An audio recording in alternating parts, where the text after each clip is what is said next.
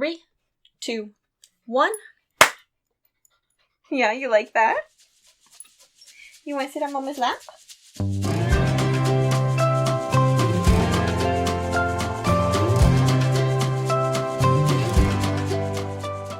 Hello, lovely people of the internet, and welcome to episode 9 of the NovelTea Knitting Podcast. We are almost in double digits, guys. I'm so excited. Anyway, I am your host, Emma, here to talk to you about all things knitting, crafty, basically anything cozy that takes my fancy. To new viewers, this podcast comes to you in a few different parts. So first we start with knitting and crochet finished objects, and then whips or works in progress, and then if I happen to have anything else crafty, like sewing or cross stitch, then I will have that for you guys as well. To returning viewers, you may notice that there has been a little bit of a change. So I ended up having to move around this office space. I used to be crammed in the corner right over here with my yarn shelf behind me.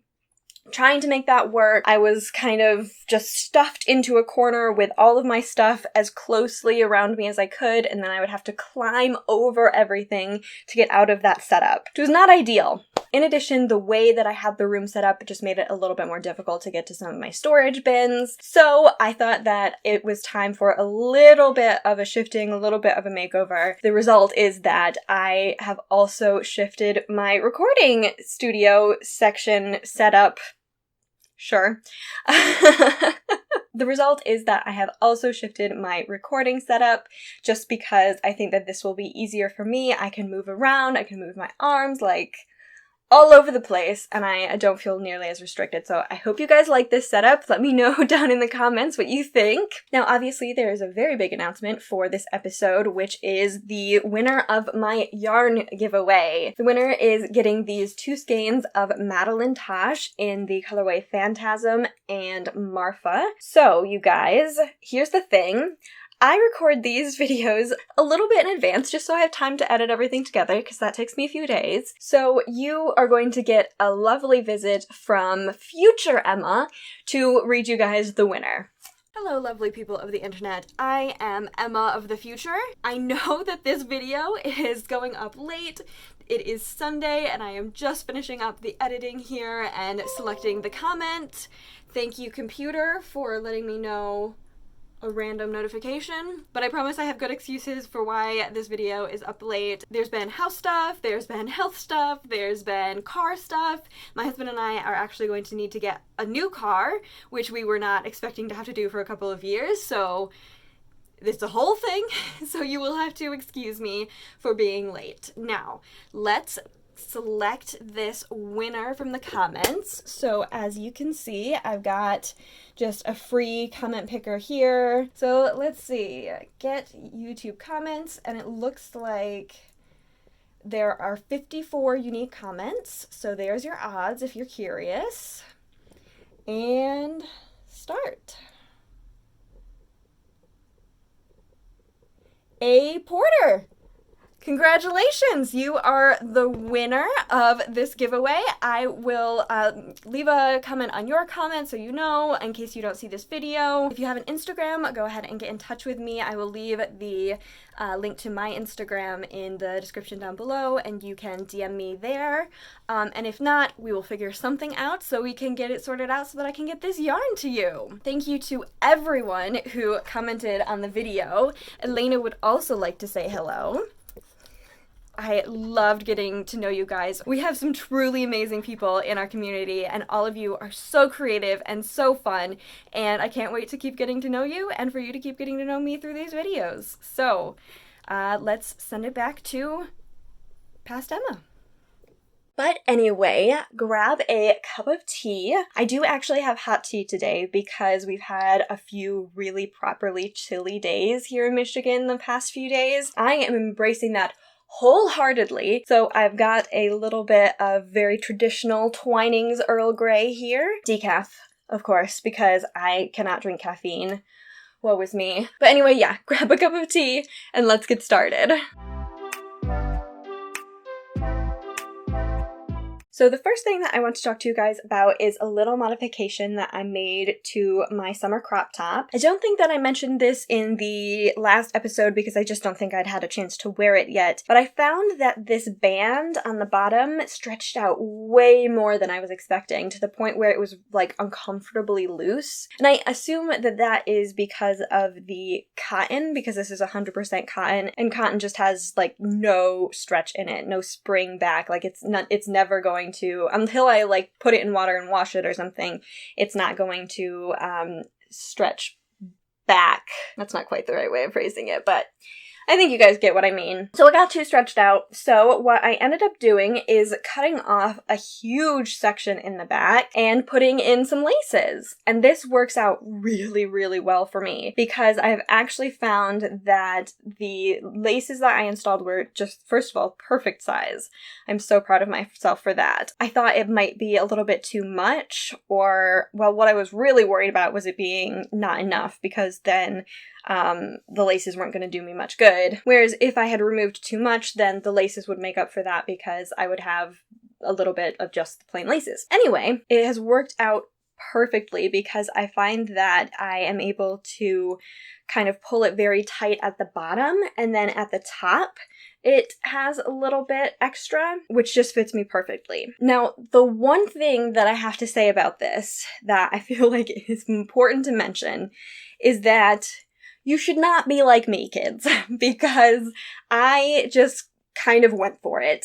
I was like, I want this to be cut, so I'm just going to cut it. And I'm not going to Google how to do it first. I'm not going to reinforce anything. I'm just going to go ahead and do it. And the result, of course, is that I thought that I grabbed every one of the stitches that I thought might unravel it even further. I thought that I tied them off, or that I managed to like get them, because I did add a couple of reinforcement rows so that the laces wouldn't tear it to pieces. So I thought I caught everything, but I have just time and again found little sections where one stitch here and there, maybe 2 stitches here and there, have just not gotten reinforced. And so I'm going to have to go in with, I think, a sewing needle and just kind of tack these places down. This will not be a problem in the future, because in the future, I will know ahead of time that I'm not going to do it entirely in the round. I'm just going to make it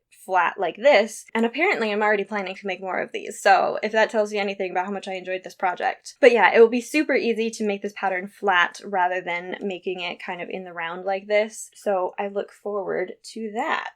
I just have to show you guys, Elena is being so good. She's such a sweetie. She's all tuckered out because she got a haircut today.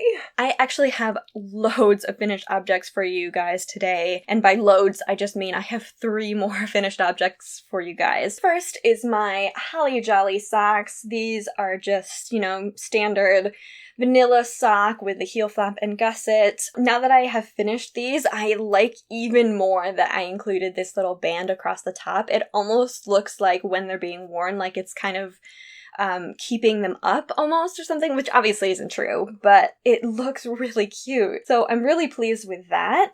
They turned out super gorgeous, super cozy. I am obsessed with this stellina in this sock because I have never knit with stellina before, and it is just absolutely perfect for a Christmassy yarn, I think. It gives it that extra little bit of sparkle that I very much associate with the season. I finished these, of course, in the middle of summer, so it's going to be a while before I'm able to wear these. Even the last few, cool days that we've had have not been cool enough for me to wear hand knit socks, so I'm very much looking forward to fall, even though we have probably 3 or 4 more months before we get even remotely cool temperatures. July, August, September, October. Probably 3 months because summer usually lasts well into September where I live. Honestly, these last few very comfortable days are probably the very last until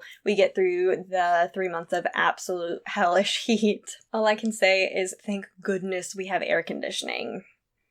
I don't know what we'd do without it. But that's not related to knitting. So I'm going to move on now to another pair of socks that I finished, which are my falling snow socks. Oh, they turned out so beautifully. I'm so happy with how they turned out. So this pattern turned out to be very delicate, which was, if you watched the previous episodes where I talked about these socks, that was my key word for these socks, is I wanted them to look delicate, which I think they definitely do. I think they turned out gorgeous. Very, very happy. And after having written the pattern for the falling leaves socks, I think that this pattern will be a breeze to work through. So I should have that pattern written up quite soon, and my lovely Knitting Club members have already been telling me what yarn they plan on using to make these socks, so they're going to be my amazing test knitters again. I did notice, and I think it must have been on this is being the second sock that I knit, that I forgot to do this little feature here where I do a purl row right after I finish the ribbing. And I guess it gives me a good eye on whether or not I want to include that for my main pattern. And honestly, I don't think that I will. I genuinely thought that I was going to want to have the distinction between the ribbing and the pattern that purl stripe gives me. But I don't think that I do. I think it looks just that little bit more delicate without the big stripe of purling. Before I put these away, I just have to give yet another amazing shout out to the yarn that I used for this. So that was Adelaide Fibers in the Kicksand colorway. I put this yarn through the ringer, guys. I seriously abused it. And it worked beautifully through the entire project. I could not speak more highly of this yarn. Not to mention how luxurious the yarn has stayed through the entire project, because when I first bought this skein, I remember thinking I was shocked at how soft it was for being, I'm pretty sure, an 80-20 blend. I'm not positive about that, but I think it's a pretty standard sock yarn. It honestly feels a little bit like an MCN, like a merino cashmere nylon mix, but there is no cashmere in here, and it's not quite as buttery soft as MCN, but it is impressively soft and luxurious, and it has stayed that way through the whole knitting process. I definitely intend to use her colors in the future. I have been kind of looking at her Etsy shop and stuff, and she definitely dyes my kind of yarn. So I highly recommend Adelaide Fibers if you are looking for a really good quality merino sock yarn. So my final finished object for you guys is the sock head hat that I was working on. This one is for my brother, which I'm pretty confident I can say I don't think my brother watches these. I know my mom does, so I will never be mentioning any gifts that I'm knitting for her on this podcast, unless, of course, I tell her not to watch a specific episode. But anyway, I made this one for my little brother because he is a hipster at heart, I swear, and he loves these hats. So there you go, a little sock head hat with the cute folded over brim, and I really loved working with this yarn. This is, I think, my favorite yarn to use for these sock head hats. I do think that I should have made the body of the hat a little bit longer, and maybe even the brim of the hat. I knit the same amount of rows that I used to knit for these hats, which honestly surprised me a little bit, because I thought that I was going to need to knit fewer rows because I was using a larger needle size than what I used to use, but I must have knit significantly looser when I first started knitting these hats. And that doesn't surprise me that much. I think that I first started knitting these around the time that I finished a set of stockings for my family. Those were colorwork stockings, and by the time I had finished those, from the very first one to the very last one, I was using the exact same yarn, the exact same number of rows and stitches around and everything. They were from the same pattern designer, and they were all different sizes. So my very first one was very small, and then my very last one was huge, significantly bigger than the very first one. I think part of that was my inexperience with color work. I do think that maybe I was doing it wrong, like holding the yarn wrong. Anyway, the result was that for a while I knitted very loosely, and I don't think that I do that now. I think that I pretty much knit to gauge now. So I went with what I was used to, knitting for the brim, because I had written down all those numbers because at the time I was knitting enough of these hats that I found it really useful not to have to measure every time. I just counted the number of rows that I did and I did it. That being said, this is a single ply yarn, so I'm expecting it to stretch out quite a bit, and then it will hold whatever shape it gets to eventually. That's the thing with single ply yarn, is that it will very much, once you stretch it out enough, it's kind of like cotton, it will stay that way. So yes, I should have followed the pattern, but I just never know with this stuff. Sometimes I follow the pattern and I should have trusted my gut, and sometimes I trust my gut and I should have followed the pattern. It seems like it's a never-ending learning curve when it comes to this stuff. Ultimately though, I think my brother's gonna love it either way, so I'm not gonna worry about it too much. If he doesn't like it, I can always give this to someone else and knit him another one, but I do not think that that will be the case, so I'm not worried about it. I will say I desperately need to catch up on my Ravelry projects. I don't have either of these two projects in there at all. I'm not sure if I have this one or not. I do not remember. There are projects in there that I said I started at the beginning of the year and I have not updated them. I don't know what it is about Ravelry. I think I get behind on one or two projects and then I just don't want to do it again. I don't want to add new things because I haven't indicated when I finished the other things. I do have a little bit of a system for keeping track of my projects. I have a daily bullet journal, and so a lot of times I will write in the bullet journal, finish whatever the project is, and then if I get that checked off, then that's the day that I finished it. So I do have kind of a record, and I think that might be part of the problem, is that I need to just sit down and go through the last several months of that journal and figure out what I started, what I finished, when I started and when I finished it. But I would love tips from anyone when it comes to remembering to keep up with Ravelry. I don't know what it is about Ravelry that I want to keep up with my projects so badly, but I always forget. So let me know down in the comments below if you have the same problem as me, or if you have the solution to my problem.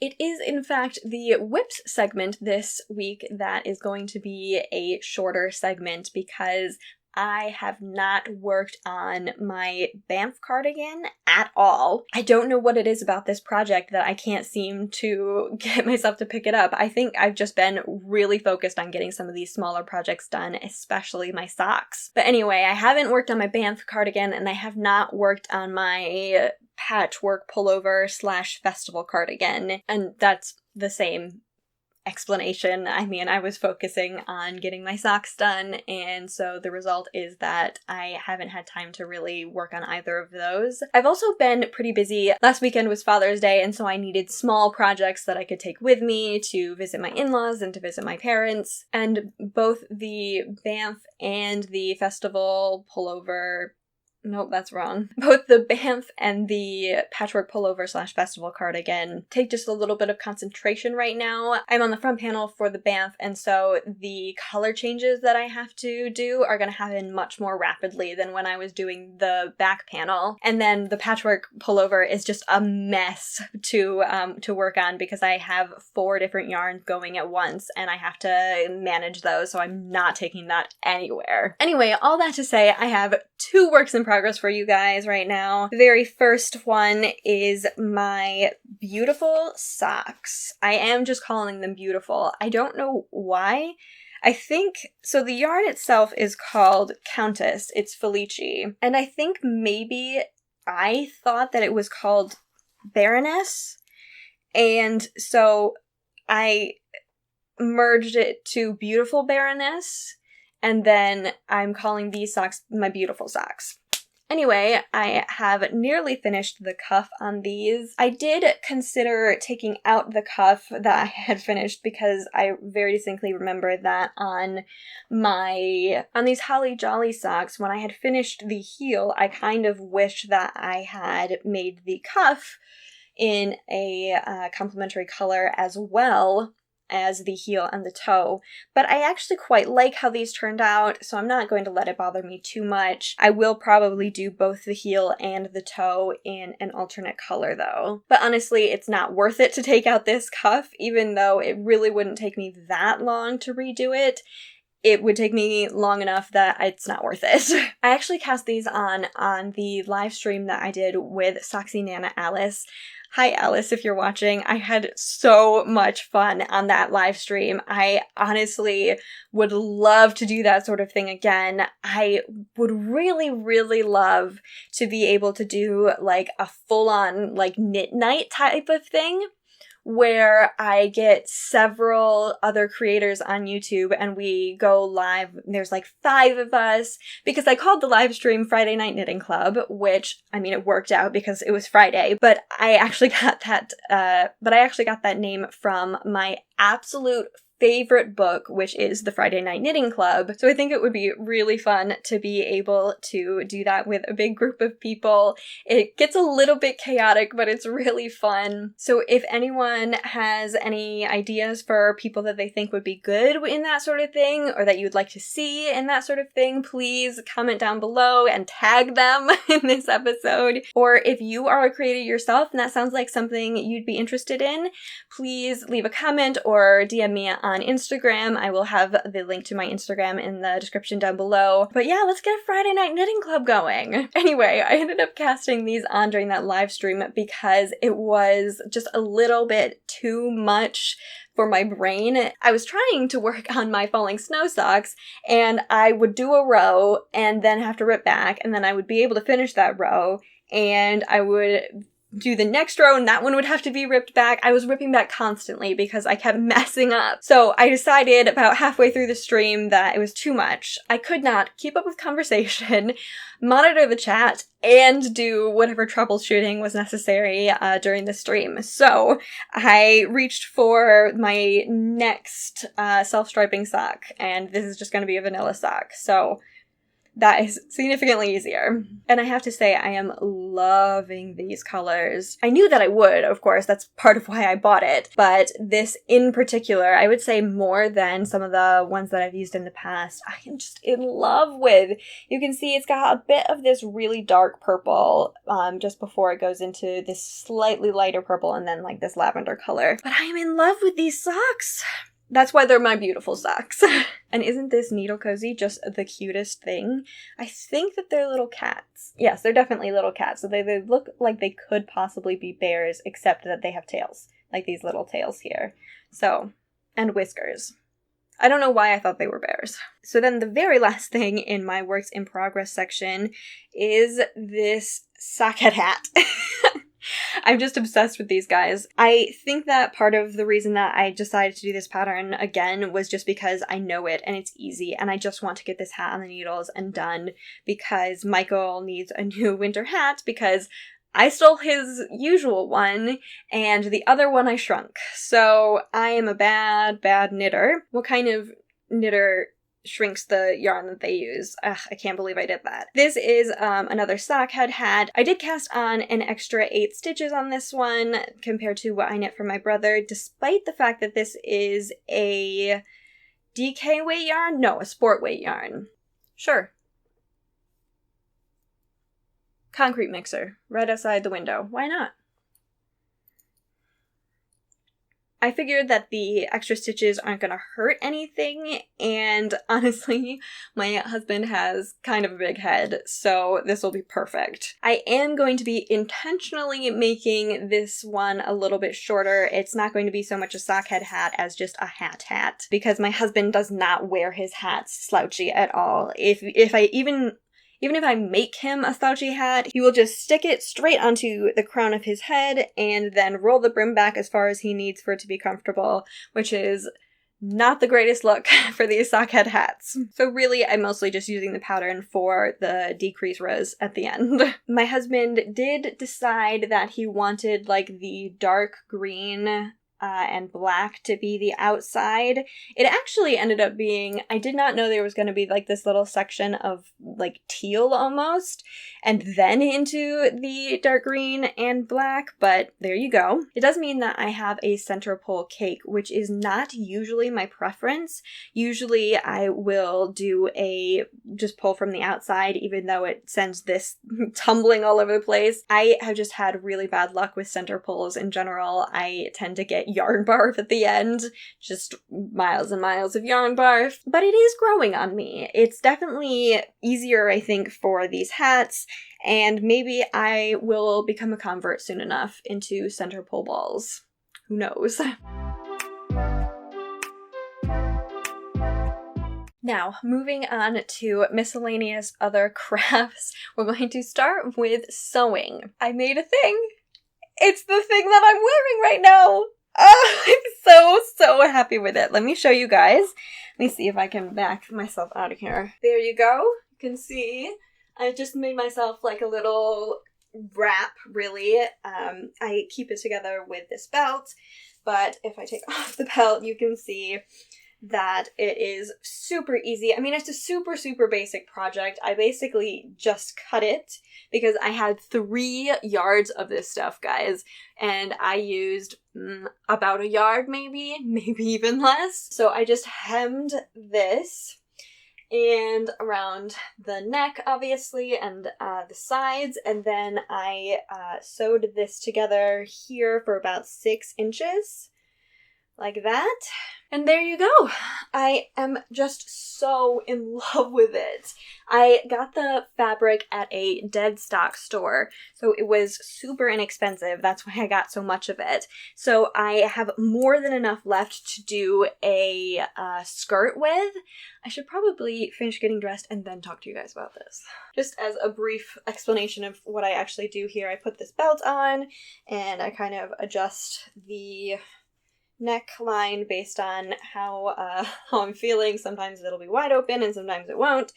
But then I just kind of lift my arms up like that and it drapes just so beautifully. But yeah, it was a super simple project, but I am still so proud of myself, especially because like I'm already wearing this. I have made myself things before that I have not ended up liking, and so they'll just hang in my closet.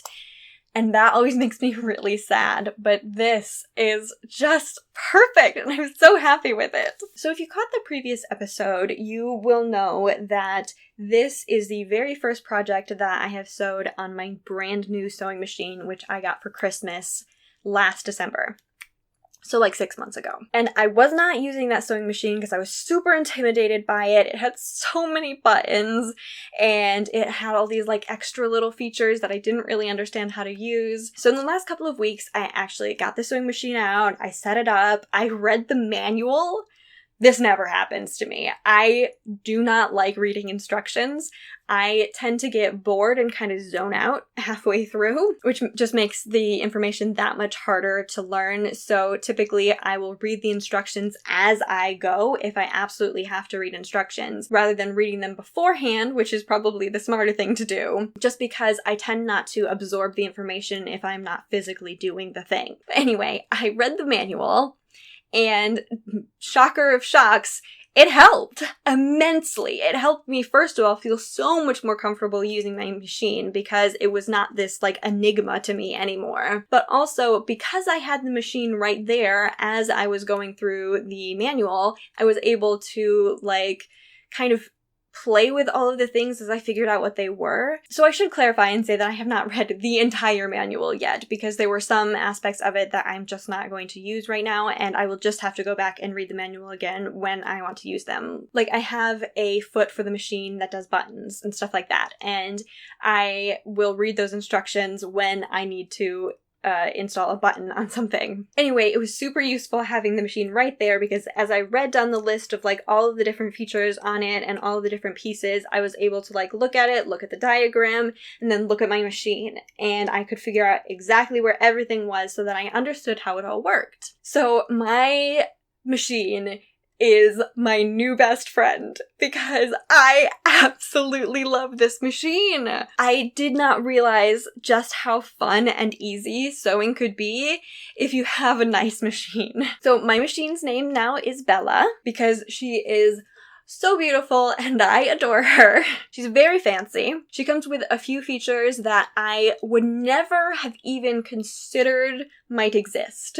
So for example, there is a button on the machine that just drops the needle all the way down into the project. And it also, if it is already dropped, it raises the needle. It's just a single button, but I'm so used to having to use the little crank on the side if I want to do that, either up or down. And so the button is just like a little bit magical to me. And I know that this probably sounds so silly, but I am so in love. I'm going to wait until the cement truck stops backing up. Because it's a digital machine, it also just automatically drops the needle into the project as you stop using the pedal. So when I lift up the pedal, it'll do one more stitch if it needs to in order to put the needle into the project so that I'm never potentially lifting the foot and trying to shift it or anything like that, and the needle's not in the fabric, which definitely has happened to me before.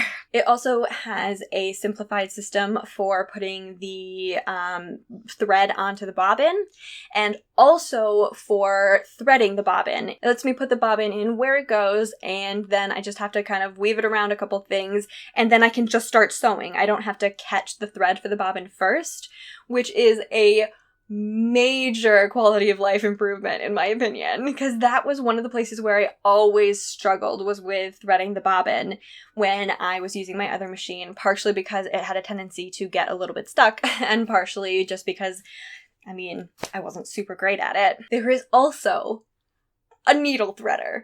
Oh my gosh, this is brilliant because, I mean, my eyesight is okay, and so I don't have too much trouble getting my thread onto the needle on the machine, but anything that makes that easier, I'm on board for, and that is definitely the case with this machine. I just love that feature. It's so cool. I have no idea how much of this stuff is, like, standard now when it comes to machines. Like, my machine was very old, just to reiterate. So my other machine was quite old, didn't have any fancy bells or whistles. It was a machine that my parents got me when I was quite young because it was meant for someone who would graduate into a nicer machine eventually, I have to assume. But above all, I think my absolute favorite feature on this machine is that it has speed controls. Oh my gosh, guys, the speed controls are genius!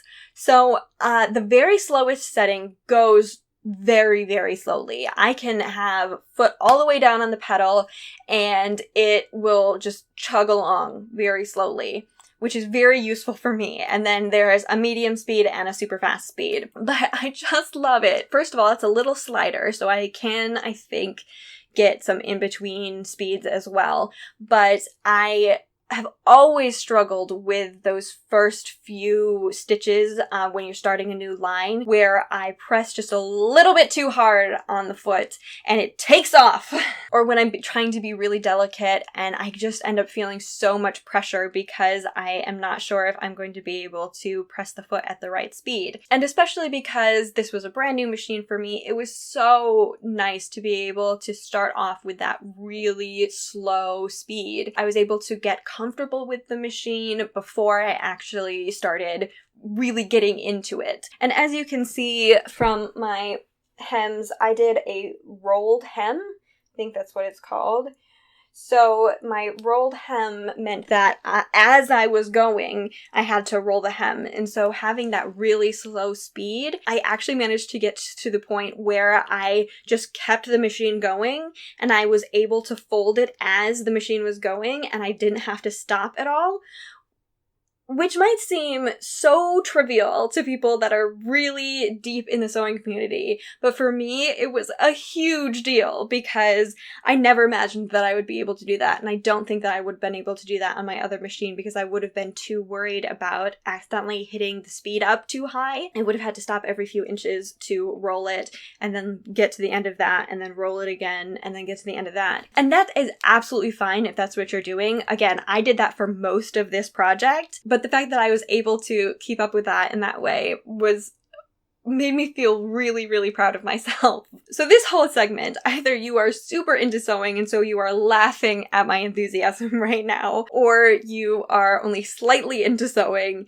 and you are totally getting why I'm so excited about all of this.